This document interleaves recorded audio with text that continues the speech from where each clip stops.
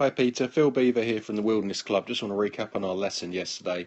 So I was quite impressed with the swing of yours. If we run through your swing here, like I said earlier on that day, we can see here the club head goes a little bit inside. If we look at the guy here on the right, we're going to see here as he takes the club away, you can see his club head stays to the right of his body where yours is to the left. And that's something I'll change and tidy up at another point. And just as a reference of that, we can see your club face is leaning back on this line where this guy's club face is that way. So his is slightly closed and yours is slightly open. It's another reason why, or how we could get you to hit the ball a little bit further. But otherwise, apart from that, it gets to the top in quite a good position. You know, right arm's good, left arm's good, right elbow's tight, club face is in pretty solid position there. Coming down, I just saw as you started to come down here, nothing really is happening from the ground up.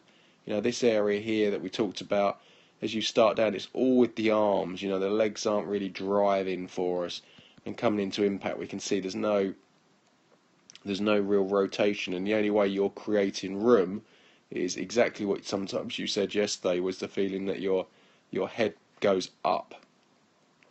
So you can see here as you start down, you can see your head starting to come up, which is why you fin and top a couple, but that's purely because you're not rotating. So if we look at this guy here on the right now, okay, as he gets to the top of his swing, just look at how quickly his lower half is starting to clear. So as his arms are falling, his legs are rotating quite hard. So when he comes into impact, I mean, look how much we can see of his left leg.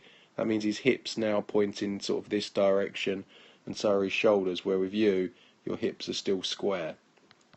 And this is the reason why you hit a few pulls with the short irons, and the long stuff you're going to hit a lot of fades and slices with the driver. So I just got you to try and work a little bit harder and faster with the hips. So we started that off by just swinging halfway back to say here, and then just driving as hard as we can with the hips just to get them feeling open. And that's pretty much it on the swing at the moment, just to give you the confidence to give it a rip again. Peter, will make such a huge difference to you, and just free up your game a little bit. So if you want the ball to go further, you just got to hit it harder, and that was pretty much simply the rule we did. Had a quick look at your pitching. Okay, now pitching, just set up with 70% of your weight on your lead foot. Keep it there throughout the swing. Okay, do not transfer your weight. Keep it there, and the same thing. Just feel like you clear your hips on the way through, like you're throwing darts rather than trying to power shift. So work on that for me, Peter, and I'll see you soon. Thank you.